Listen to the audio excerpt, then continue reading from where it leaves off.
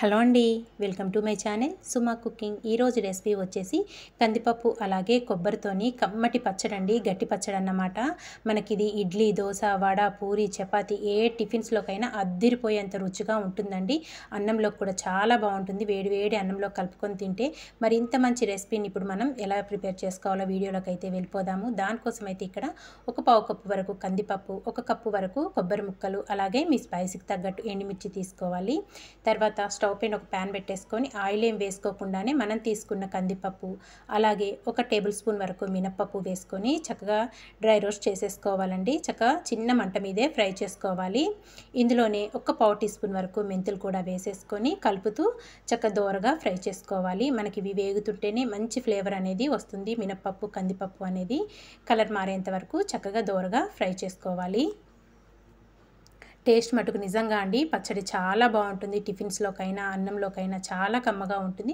ఒక్కసారి అయితే మీరు ట్రై చేసి చూడండి. ఇక్కడ మనం వేసుకున్న కందిపప్పు అలాగే మినపప్పు ఫ్రై అయిపోయాక వీటిని ఒక ప్లేట్లోకి తీసేసుకొని చల్లారబెట్టేసుకోవాలి. తర్వాత ఇప్పుడు అదే ప్యాన్లో కొద్దిగా ఆయిల్ వేసేసుకొని ఇందులో ఎండుమిర్చి వేసుకోవాలండి. మీ స్పైసీకి తగ్గట్టు ఎండుమిర్చి, నేనైతే ఇక్కడ ఒక 10 నుంచి 12 వరకు ఎండుమిర్చి వేసుకున్నాను. ఇందులోనే ఒక 10 వరకు వెల్లుల్లి రెబ్బలు పొట్టు తీయకుండానే వేసేసుకోవాలి. కొద్దిగా కరివేపాకు ఇలా వేసేసుకొని ఇదంతా ఒక్కసారి కలుపుకుందాము. ఇందులో వచ్చేసి ఒక టేబుల్ స్పూన్ వరకు జీలకర్ర, కొద్దిగా చింతపండు వేసుకోవాలండి. మరీ ఎక్కువ కాదు, నేను వీడియోలో చూపిస్తున్న విధంగా కొద్దిగా చింతపండు వేసేసుకొని చక్కగా ఎండుమిర్చి అనేది బాగా దోరగా ఫ్రై అయ్యే విధంగా ఫ్రై చేసేసుకోవాలి. ఇవి కొంచెం ఇలా ఫ్రై అయ్యాక ఇప్పుడు దీంట్లో మనం కట్ చేసి పెట్టుకున్న కొబ్బరి ముక్కలు కూడా వేసేసుకోవాలి. మనం స్టవ్ ఆఫ్ చేస్తాము అన్న ఒక అర నిమిషం ముందు కొబ్బరి ముక్కలు వేసుకొని ఫ్రై చేసుకుంటే సరిపోతుందండి. కొబ్బరి ముక్కలు కూడా వేసుకొని ఇలా ఫ్రై అయ్యాక ఇప్పుడు ఇంకా స్టవ్ ఆఫ్ చేసేసుకుందాము.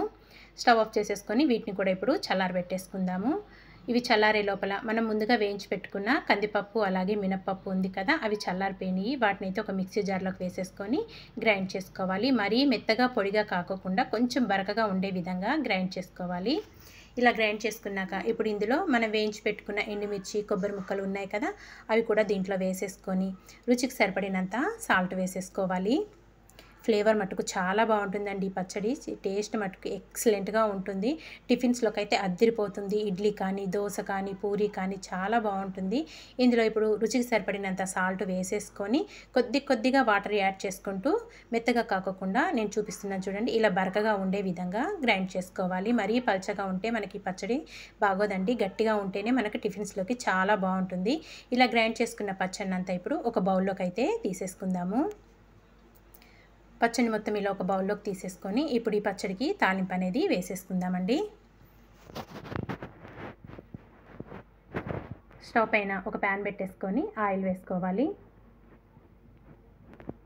ఆయిల్ కొంచెం వేడయ్యాక ఇందులో ఇప్పుడు ఒక పావు టీ స్పూన్ వరకు పసుపు, ఇందులోనే తాలింపు గింజలు, శనగపప్పు, మినప్పప్పు, ఆవాలు, జీలకర్ర, అలాగే ఒక 2 ఎండుమిర్చిని 2 ముక్కలుగా కట్ చేసుకోవాలి. కొద్దిగా కరివేపాకు, ఒక 5-6 వరకు వెల్లుల్లి రెబ్బల్ని కచ్చపచ్చ దంచుకొని వేసేసుకొని తాలింపు అనేది బాగా ఫ్రై చేసుకోవాలి. మనం వేసుకున్న మినప్పప్పు, శనగపప్పు అనేది దోరగా ఫ్రై అయిపోవాలి.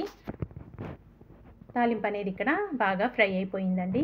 ఇంక ఇప్పుడు స్టవ్ ఆఫ్ చేసేసుకొని మనం ముందుగా ప్రిపేర్ చేసి పెట్టుకున్న పచ్చళ్ళు ఈ తాలింపు అంతా వేసేసుకొని ఇంకా బాగా మిక్స్ చేసేసుకొని ఇంకా టిఫిన్లోకైనా లేదంటే అన్నంలోకైనా వేడిగా సర్వ్ చేసుకోండి. చాలా అంటే చాలా టేస్టీగా ఉంటుందండి. కందిపప్పు అలాగే కొబ్బరితో గట్టి చట్నీ ఒక్కసారి మీరైతే ట్రై చేసి చూడండి. మీకైతే చాలా బాగా నచ్చుతుంది. మీకు నచ్చితే కనుక తప్పకుండా ట్రై చేశాక మీకు ఎలా వచ్చిందో ఒక చిన్న కామెంట్ అయితే చేసేయండి.